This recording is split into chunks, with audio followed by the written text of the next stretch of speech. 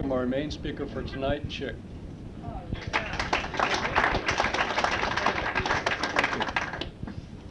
My name's Chic Parnell. I'm an alcoholic pillhead. I'm also a wife beater and a child beater and a suicidal manic depressive and all of that clean and sober. I never did any of that when I was drinking and using. Sobriety was an untenable place for me. In fact, after I came to my first meeting September 10th in 1952 and stayed sober until December 22nd. I don't remember all the other times, but you see, sobriety must have been important to me way back then because I still remember the dates, you know. I decided that at 24 years of age, December 22nd, and then Christmas coming up, that when I get to be as old as all the rest of you guys, then maybe I'll hang it up, you know, but you all looked older than God to me at that time. And, well, and there weren't really very many. In 1952, there weren't very many people under 40 or 45, or so it seemed to me. Now, the sponsor I have now has 46 years or something like that, and he remembered me. He had come in the year before, a couple of years before that, whatever it was, and he was in his 20s. So there were young people, you know, but like we say around here, I guess you look for the similarities and not the differences, and I certainly found all the differences. So that was my first entry. There was a really lovely lady, a chanteuse by the name of Lillian Randell, who brought me to my first meet. Is that amusing? You find that amusing too? I've got your name.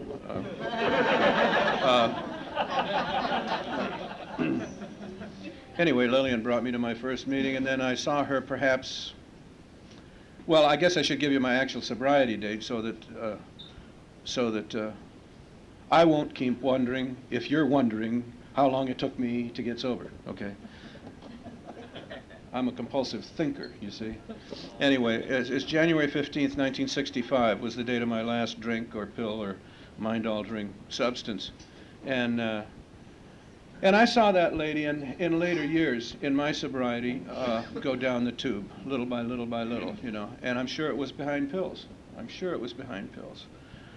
When I came into Alcoholics Anonymous this last time, I was drinking about a quart of vodka a day, and I used to say a half case of beer because it sounded more important, bigger, but it's 12 cans is what that is, 12 cans of beer a day.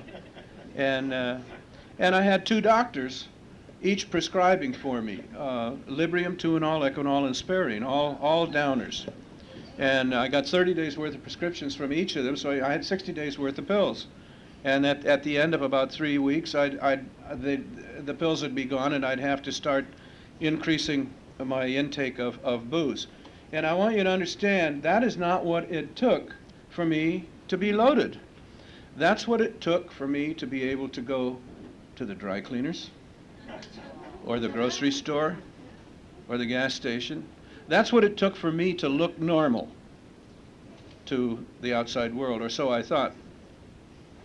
So, I mean, when I wanted to get loaded, I was a musician, and my idea of a great day off was to drink so much that I would pass out, and then come to and drink so much that I'd pass out, and then do it 3 times. If I do that 3 times in a 24-hour period, I had a great day off. That's the way I used to think. And I want to tell you, I had a lot of great days off. I used to work at a really nice place, the Tail of the Cock on La Cienega, and then I used to go up on my night off and sit in at the Bantam Cock up above Melrose, and I mean to send the other bass player home, you know, because I just wanted to I wanted to groove, baby, you know, and grooving goddamn near killed me. Being hip, slick, and cool did that. It is funny too, you know, because I really did think I was hip, slick, and cool. I think I'd like to get this out right away, that I got my sobriety in what's now called the Pacific Group. Before it was called the Pacific Group. It was called Tuesday Night Ohio. And anyway, so I had, Clancy was my sponsor for the first 9 years. And I'll do the part that leads up to that, I guess. I I had some friends on the program, because I told you I came in '52, so between '52 and 1965, there were many ins and outs and ins and outs and ins and outs, and I finally, this last time when I came in was actually, I told you it's January '65, but it was February '64 that I came back and stayed sober for, I guess, until May. And I went out and had what I called one drink, which was a half pint of vodka and a can of beer. To me, that was a drink. And the way I figured that out with this keen alcoholic mind of mine was that at the tail of the cock, there were some drinks, not all of them, but some of them, were $1.25.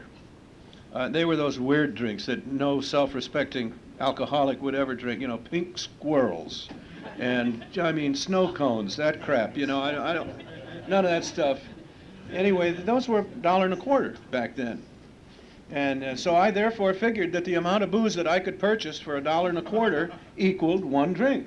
And at that time, I could go to Save On drugstore, and for $1.25, I could get, for 99 cents, I could get a half pint of that rot gut Count Vasya vodka that was like kerosene in a match, that stuff, man. And a can of beer. And I'd drink about 4 ounces of it, of the vodka, and then chase it with beer and linger a little bit on the beer, and then polish off the rest, and then chase it with the beer. And that for me was a drink.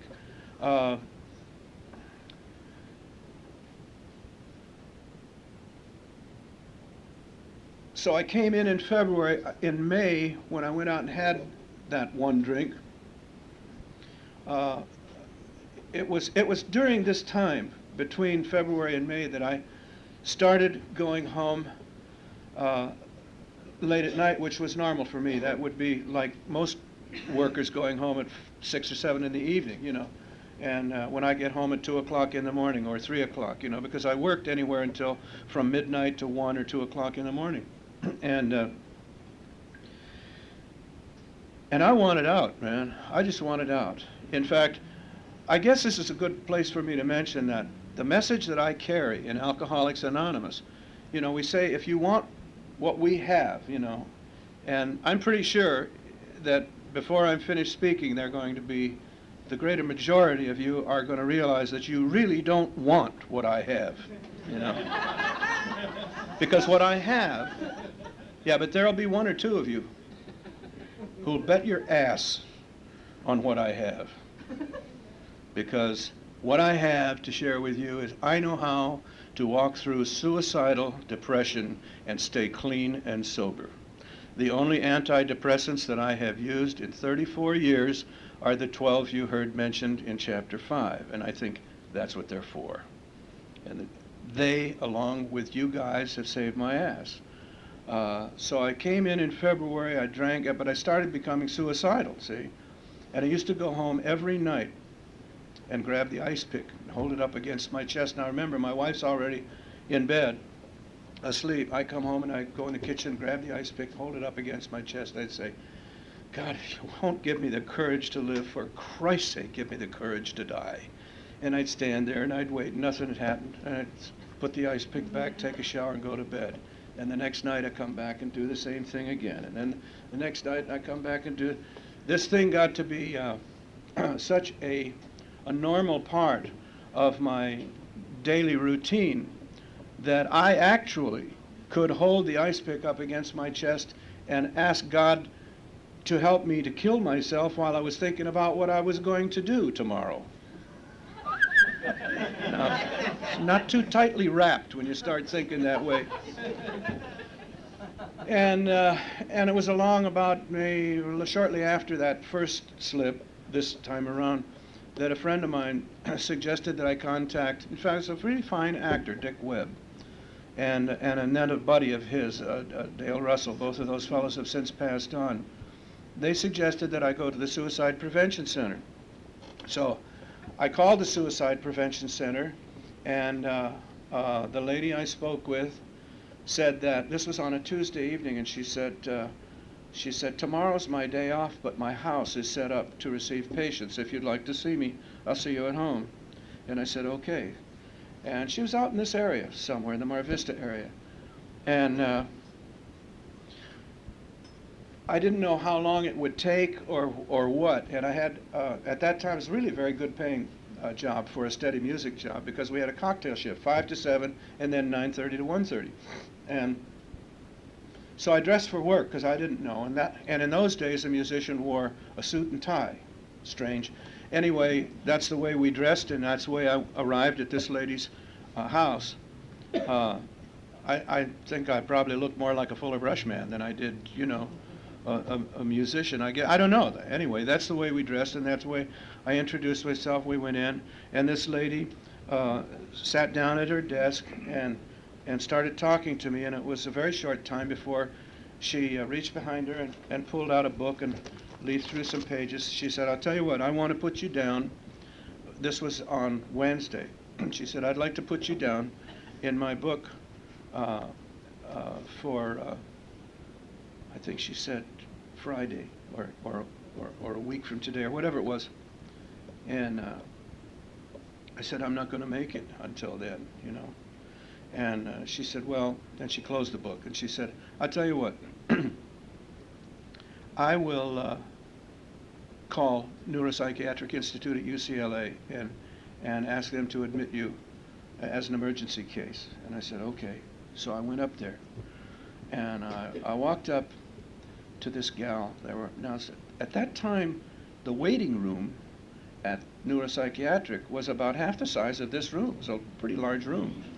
And I walked up to the counter, and probably some 19-year-old college student was behind the counter, you know, cute little gal. And I said, and there were other people in there, you know. I didn't want them to think I was a wacko, you know. So I said, "My name's Mr. Parnell, and the Suicide Prevention Center called about my coming over." You know, in fact, what I did was, now remember, I was not, at that time, I wasn't a band leader, I was just a sideman. And I reached in, I pulled out my card, you know, like I wanted, if you were sitting in that room somewhere, I wanted you to think, this must be some guy from the Menninger Clinic who's here to solve some really big problem they got here, you know. And that's what I wanted it to look like, you know. So she said, "Oh, yes, Mr. Parnell, yes, we got would you please be seated, we'll get you." Okay, so I sat down, and I suppose I waited 30 to 35 minutes, and it seemed like an eternity to me. And I went back over to the counter, and I said, "Miss, I'm Mr. Parnell, the fellow that was sent by the Suicide Prevention Center." And she said, "Oh, yes, Mr. Parnell." I said, "I have been waiting here for what seems like an eternity, and if you don't get someone for me right away, I'm going to do it on your goddamn floor," you know. And it got the desired results, let me tell you. They got someone right away. And again, this cute little nurse, I have no idea, I wonder if I'll ever see her again. So if you're out here, Miss Zinke, Z-I-N-K-E, it's a funny, I guess it's because of the last letter of the alphabet or something, I remembered the lady's name. But she took me into a little interview room, and she sat down at the desk, and all she did was ask me my name, and all the rivets popped out. Man, I just started to cry and come apart. And she said, "Mr. Parnell, I think we can get you in a week from Thursday." And I said, "I tell you, I think there's an unbridgeable gap in our thinking here, you know. You're talking a week from Thursday, and I'm talking about, I don't think I'm going to be around at sunrise tomorrow morning." And because I just wanted out. See, booze and drugs had proved to me, they didn't kick my ass. They were wonderful until they weren't wonderful. And there was no more relief in that stuff. My body could get loaded, but my mind couldn't get loaded. There was no more relief. That's it. And I was stuck with me, you know. So I asked, isn't there, I'll sleep on the floor. She said, the health department won't allow us to let you sleep on the floor. I said, the couch. She said, no, no. And I said, well, and I mean, she did the best she could. She did, I guess, you know, she gave me a telephone number that I could call anytime during the day in case I decided to do anything serious, you know, like get out the ice pick again, I guess, is what she was talking about it. And I just kind of shrugged, you see. See, I'm coming up on my birthday pretty soon. So if I start to bawl up here, it's because I'm coming up on my birthday, and I always remember some of this stuff and make a point of it at birthday time.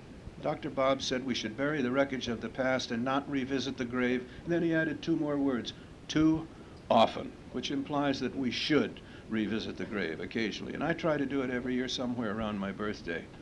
And man, I had just hurt so much for so long. I don't know if any of you have had physical pain where it hurts so much that it doesn't hurt anymore. It gets numb. It gets numb. You know that sucker is hurting, but you can't even tell that it's hurting because it hurts so much. I mean, if that makes any sense to you. And that's the way I felt. That's the way I felt out there. That I just, God. And when the lady said that, it was right back to square one, which to me meant, what's the use? What's the use, man? She doesn't know. Nobody knows. And of course, I never believed that any of you in Alcoholics Anonymous knew. I never believed that.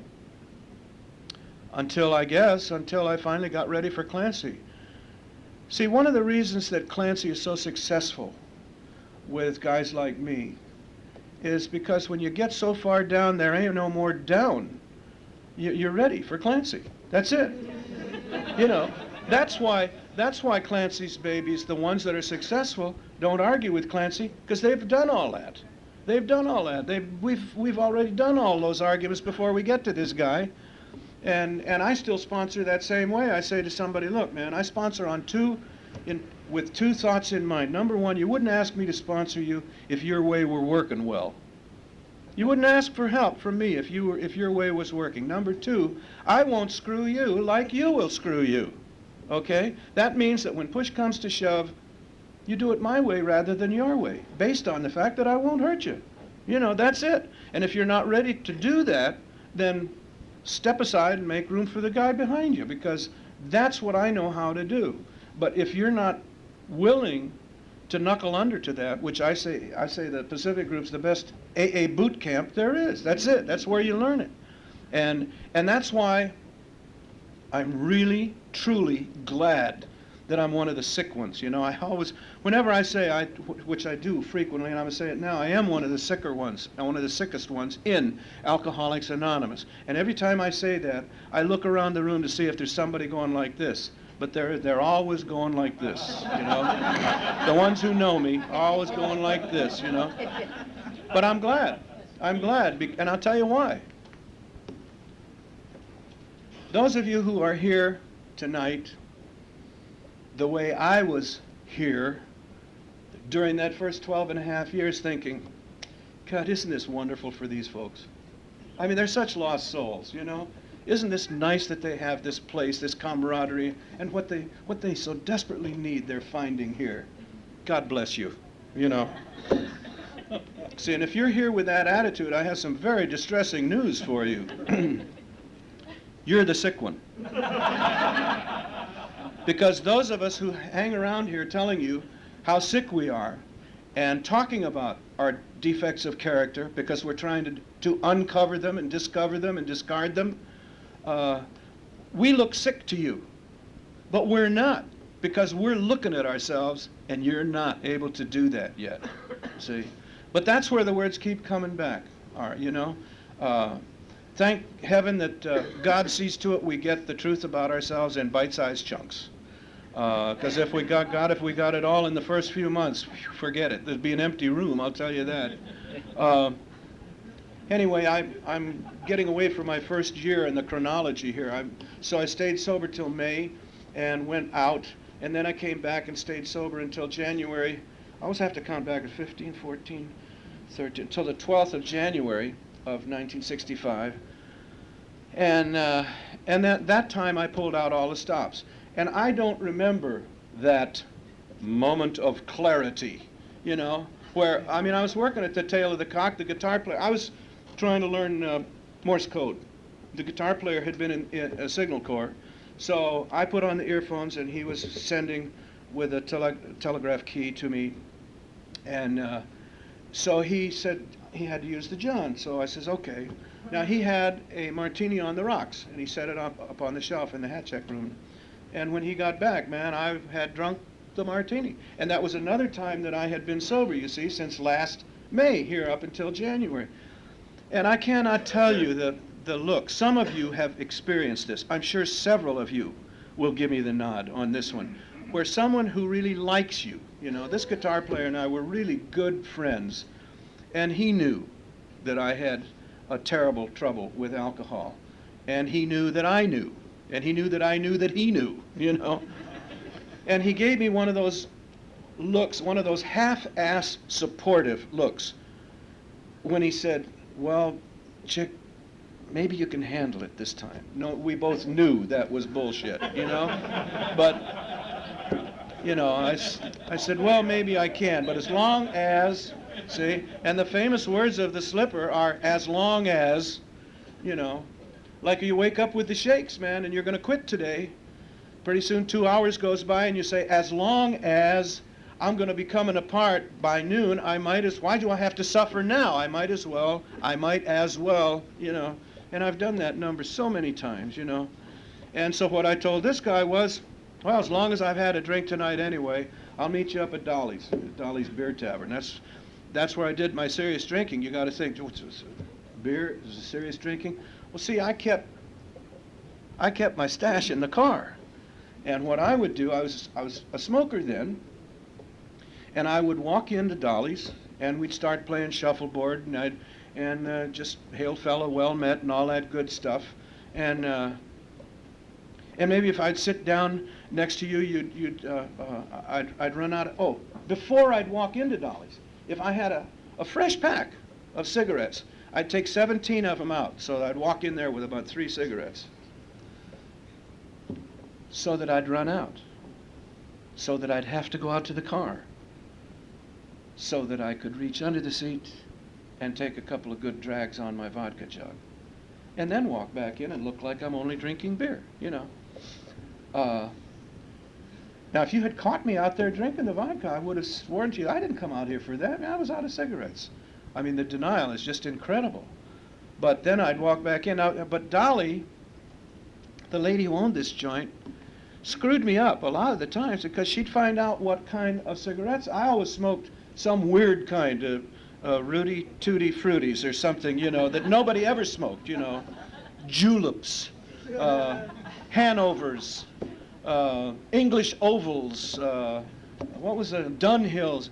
But whatever it was, she'd find out what they were, and she'd get the cigarette machine guy to put them in the machine. And then I had no reason to go out to the car, you know. So I'd have to switch to a different brand of cigarette.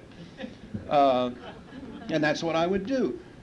Another thing, if you invited me to your house because you were having a party, you stopped inviting me for a while until I realized that it was because I was drinking all your booze. So what I would do is I would go into your house and I would ask for a tall gin and tonic or vodka and tonic, you know. And then I'd start up a conversation. Maybe Luis is there and we're talking to each other and I'm saying, you know, so on and so on and so on, and President Clinton said such and such. And Luis said, no, he didn't say that. He said this. Luis, I've got the United States News and World Report in the car. I'll go get it. Go out. Come back in, and I'd say, you know what, Luis? You're right. You see, it didn't make any difference whether the other guy was right or wrong, because I got what I needed by going out to the car. That's why, if you're new to this thing, and we tell you, if you put half, maybe even only 10% of the effort into this program that you put into drinking and using, you got it made. See, because all of those little things, these little methods of conniving to be sure that I was where, let's see, if I don't have any, I got to have something to drink before breakfast, and then if I meet this guy, he doesn't drink, but that's okay because I'm going to be with this guy at lunch, and he drinks. I mean, have big time. Okay, well, that's fine. That'll carry me until then. I mean, all that stuff, man. That's why when alcoholics first get to Alcoholics Anonymous, the one thing we are is tired. Jesus, was I tired. I was 34 years old, was I? Yeah, 34 years old, going on 117 was the way I felt, you know. And I'm 71 years old now, and I look younger now than I did when, well, almost. Some of us like to revisit our hair. You know? Honest to God, it really was funny, because I did a movie with Doris Day when I was with the Page Cavanaugh Trio, and it's funny because Page sent me a copy of the video, and it's because I play bass, you can see me better than you can see him, you know, because the bass player stands up, and he's sitting down with his back to the camera, and of course Doris Day and Gene Nelson are facing this way, and I'm standing right next to him, you know, big as life. And I said, yeah, he said, it's a chance to revisit your hair, you know. I must tell you, I was really very lovely. I was a pretty good looking kid. I did modeled for, well, modesty be damned. You know, I like what Frank Lloyd Wright said one time in the courtroom. Your name, please? Frank Lloyd Wright. Your occupation? I'm America's foremost architect. You know, I used to model for Desmond's, and it was kind of fun. You know, I mean, I was still in high school, and they gave me 50% off on every piece of clothing that I modeled, so no wonder I was voted the best dressed guy in school, you know. And I went to school up here, Uni High, until they kicked me out. And I got kicked out for being a musician and being away every Monday so I could play coast to coast on the Hoagie Carmichael radio show. And I mean, I had a fantastic life during that, but I digress. That goes back to where my first drinks were, you know, around 13 or 14. But anyway, now I have forgotten where I was, and I'm pretending it doesn't bother me at all. But I'll find out where I was, and if I don't, it ain't no big deal. One of the lines that my friend over here said that he heard me say when I was out here a couple of months ago was that if you're new, I guess the words are, if you're ready. I said, if you're ready, we can't say anything wrong, and if you're not ready, we can't say anything right. And what I said was that I could stand up here and talk about my tomato plants for 40 minutes. And if you're ready, you'll come up to me after I'm finished and tell me, God, that was such an inspirational talk, you know, when really all I did was just pull something out of the Burpee Seed catalog, you know. That was supposed to be hysterically funny, and it didn't work out at all. Never fails, man. Every time I try to be funny up here, I fall flat on my ass, you know. And every time I'm pouring my heart out, you guys are just chuckling to beat hell. You know. Well, let's get to Clancy. I finally went from February to May, May to January, and January. Now, by this time, this suicide business is getting pretty serious. My friend said to me, you want to be careful, Chic, because one of these, it was Dale Russell said, one of these days, you won't be careful what you pray for, because you may get it. And I remember one night I grabbed the ice pick and I held it up against my chest, said, God, if you won't give me the courage to live for Christ's sake, give me the courage to die. And I was sort of ho-hum about it, you know, at this time. But I had said this, and I felt this tremendous flow of strength come into this arm, and I dropped the damn thing. You could get killed doing that. And I was pretty sure that with my luck, I'd hit the vital spot, bam, be out like a light, you know. If I could have been certain that I would have banged up against the wall with only one wall away from my sweet little Al-Anon wife, you know, that she would have come running into the kitchen, I could have slithered down to the floor saying, God damn it, Judy, now look what you've done, you know. I could have gone for that, you know. But I was afraid they'd just find me and sweep me out with the garbage the next day, you know. And I guess I've always been that way, and I'm still that way in sobriety, you know. I'd like to be anything except mediocre. Anything except average. You know, my new thing in Alcoholics Anonymous is taking group inventories. I'm very good at that, you know. People who put their feet on the chair, you know. I mean, there's something to me about a person who puts his foot on the chair, he doesn't deserve to be sober. Now, that's the truth, I'm telling you. You're not supposed to know that or hear that because I'm sure you won't understand that. And by the silence, I can tell none of you do, you know. Now I really am in trouble, okay. I'm arrogant, I'm conceited, I'm highly opinionated. I've never run out of opinions. Some of them are pretty good and some of them stink, you know, but that's me, that's me. The day that I called Clancy, I got to the tail of the cock. He wasn't supposed to be home. See, this is how this thing kind of starts to work. But he was home. And I told him that I had been up to Neuropsychiatric Institute and that I had been refused because they didn't have any room. And he said, well, his first words to me were, suicidal thoughts are a natural result of over-introspection. You've been looking inside too long, and it's killing you. Okay? Pretty heavy-duty statement. And then he asked me where I was. I told him I'm at work. He said, are you able to work? I said, yeah, because I'm in a high-class restaurant. We're not supposed, the musicians aren't supposed to speak to each other or to the patrons, I mean, unless they ask for a song or something like that. I said, it's the intermissions that are getting to me, because if somebody comes up to me and says hello, I don't know whether I'm going to break down and cry or hit him in the mouth. That's where I'm at, those two extremes.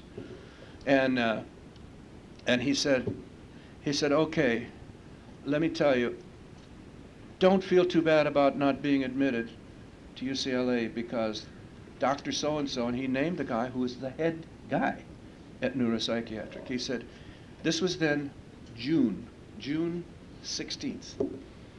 He said that this Dr. So-and-so, his wife, blew her brains out in April with a 38. So he said, I guess they're looking for some answers too. And really, he didn't know this, but my hidden agenda was, I'll go to Clancy until the people at Neuropsychiatric Institute can give me the real answers. See, that's the way I thought. Well, he pulled that rug out from under me right away when he said the doctor's wife blew her head off. I thought, oh, Christ, that ain't going to work too well, you know. So what happened was this.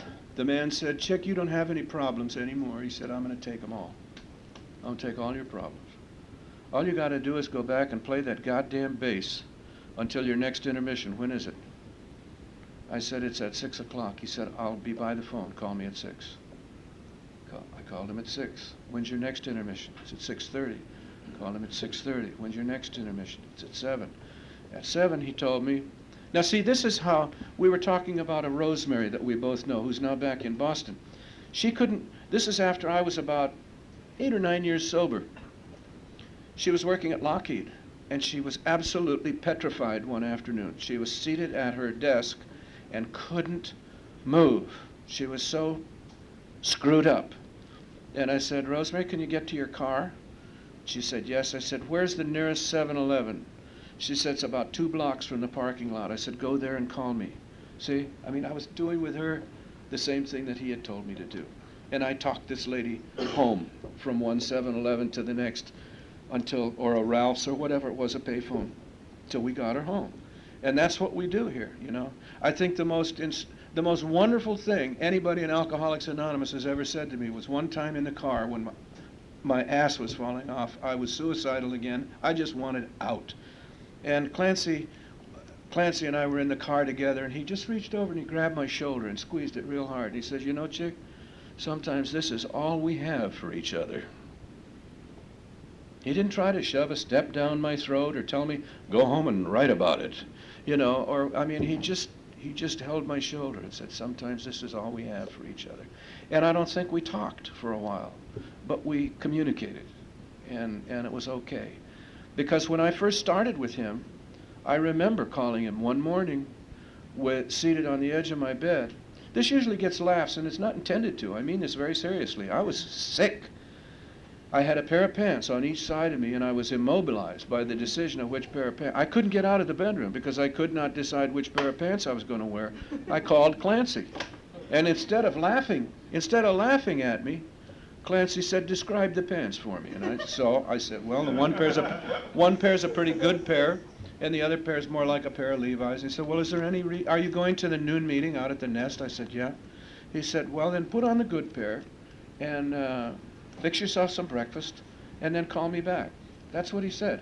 That was the beginning of what years later have become the two most important words in my sobriety. One is ASK, which stands for Ass Saving Kit, okay? And the other one is GOD, which stands for Good Orderly Direction. The trick is, and this was what why I'm so grateful to be so sick.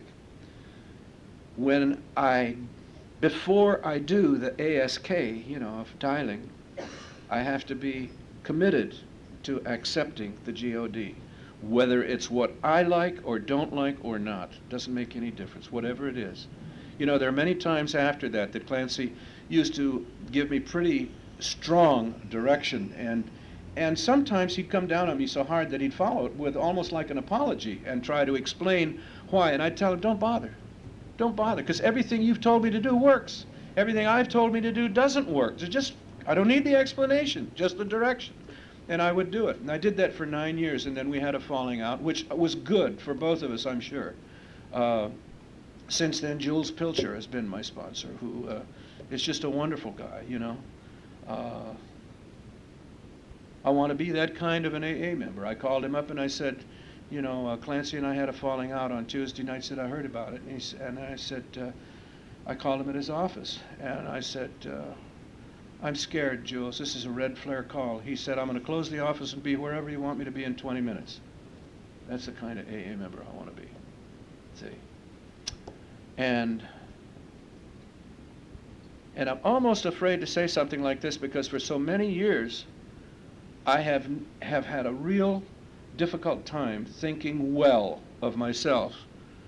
But I got to tell you, I am pretty much that kind of person now. I'd love to tell you I have never turned down an AA request, and it'd be bullshit. I had a friend of mine, Bob Kaplan, called me up for I had just gotten into bed, and he called me to go on a 12-step call. I said, Jesus, Bob, I just got into bed. He said, that's all right, to get somebody else. What I wanted to explain what trauma I was going through, and he didn't want to hear it. He just wanted somebody to go. And I called him the next day, and I said, Bob, I don't care if you have a 12-step call to go on in East Jesus at 4 a.m., call me. I don't ever want to do that again. Not ever. And there was one other time when a little junkie called me from Pasadena that I had been working with, and he called me just a little bit after 2, which, that's the time they usually call. And he needed a ride home back to Fairfax and Melrose, And I said, Jesus, Frankie, it's 3 o'clock in the morning. He says, I'm helping you to stay sober. I said, help me to stay sober after 10 o'clock tomorrow morning, will you? And I hung up. Now, my sponsor, Clancy, at that time, was out of town, so I called Don Gates, and I told him what had happened, and he laughed. He thought it was hysterically funny. I said, Don, I feel terrible today.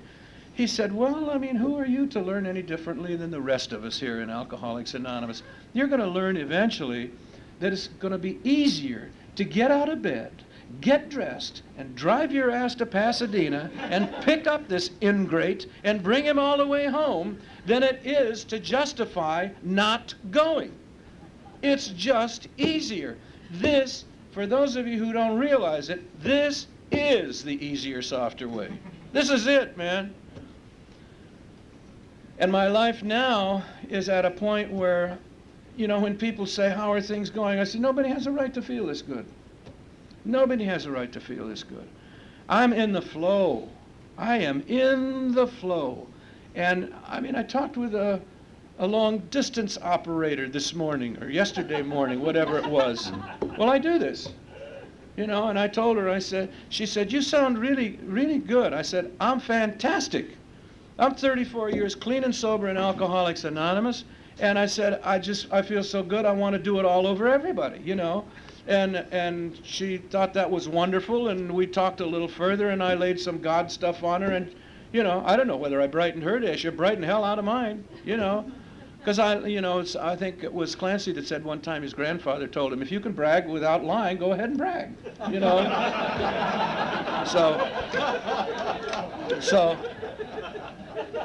I'm at the point now where my wife, who I held a butcher knife up against that lady's back, and I said, you sign that goddamn government refund check or I'll run you through. And I would love to tell you that when I saw the knife start to push in on her skin, that it, oh my God, it frightened me. It didn't at all. It turned me on.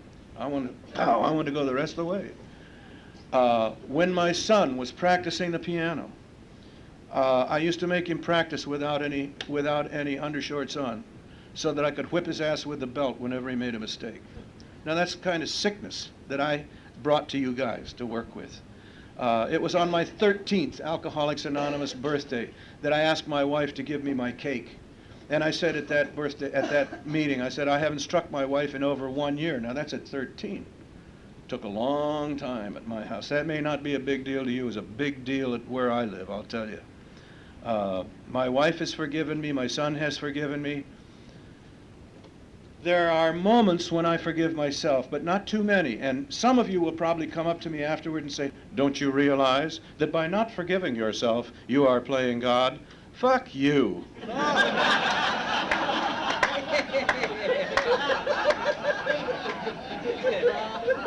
You get 35 years, then come tell me, okay?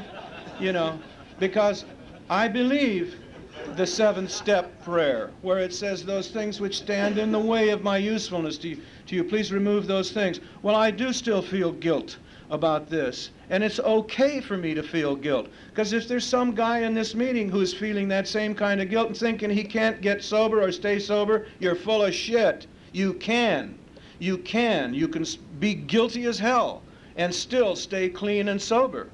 This see, that's why I don't want the kind of higher power that a lot of you have. I don't want a personal God. When I get home tonight, I will not walk in the door, kneel, and before the light switch, I'll say, now, electricity, I pray that you light the room when I throw the switch so I don't fall on my ass getting across to the dining room. Electricity doesn't care. And that's the kind of God that I have to have. I have to have a God. See, if I believe that I can change God by praying, then he ain't any kind of God that I want. My God has got to be the same, what is it?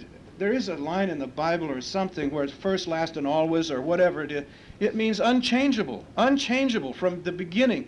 I say that anything that God ever has done, is doing, or ever will do is done. Because I'm going to tell you everything you need to know about God in 2 words. God is. And that's it, man. Anything else you add is gingerbread. That's it. Now, this power, which makes the H-bomb look like striking a match. I mean, the power is just incredible. And that's what's happening to me. And that's what I was trying to tell this little long-distance operator. I said, I've got this new kind of carrier, and you're telling me the way it turns out is this. I made a mistake in the way I asked for the service to be changed, but it's worked out to be in my favor. Now, if you're working your program the way I am, I got to tell you, you get to rely on that. Pretty soon, you can hardly wait to make the next mistake to find out what a terrific solution it's going to be. Honest to God. When I go out with my wife and she wants to see some terrible, goddamn 3-hour iceberg movie like Dr. Zhivago, you know, where I'm like this for 3 hours watching this soap opera, and I say to her, because I've learned how to stay married 42 years, and here it is in 2 words, yes, dear.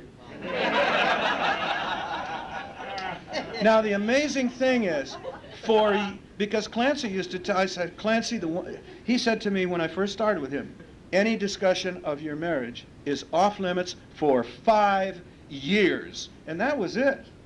That was the only thing I wanted from Clancy for my 5th AA birthday was the right to divorce that rotten bitch. Okay? And it was sometime after my 5th birthday I'm driving down the street one day and I thought, you know, I am still married because I want to be married instead of because he said I have to stay married. And it was wonderful, you know. And this is now what's happening in my marriage. My wife had 2 strokes back to back a year ago last April. And she was a legal secretary and a damn good one. You know, she took dictation the old-fashioned way. Her right hand won't work. And she slurs her words sometimes. And when she first came home from the hospital, we cried, we wept about it, you know. But now we laugh about it. And while she was in the hospital, I went to her the second day that she was there. I said, the neurologist says, it's not a brain tumor. You're not going to die, but I'm going to talk to you as if you're going to die. Because I don't want to get home and find out that you have passed away and that there were things that I wish to Christ I had said to you, Judy. So I'm going to tell you. And I told her how much I loved her, how much it meant to me. The first night I saw this gal, I asked the head cocktail waitress, I said, who's the blonde with the glasses at the piano bar? She said, I don't know why. I said, because that's the kind of girl I want to marry. I hadn't even spoken to her yet. 3 weeks later we were engaged, 3 months later we were married, and then here it is 42 years later, you know. The love that we have for each other is absolutely incredible, but she's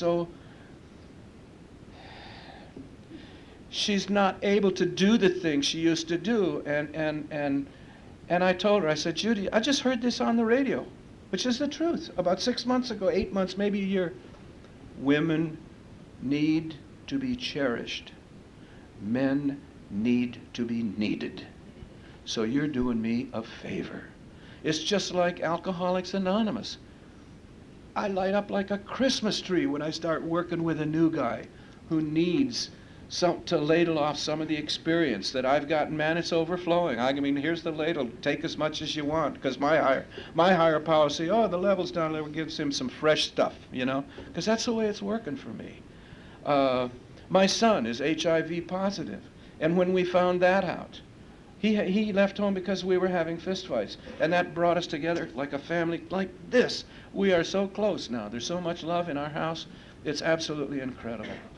And I tell you, my life, God, if there's anybody in this place, I hope you're picking up some of not only my sincerity, but my enthusiasm.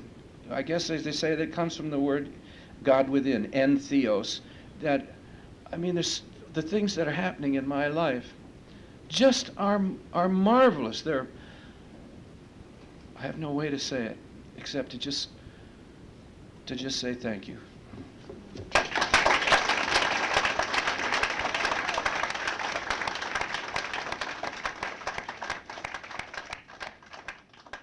Are there any secretaries?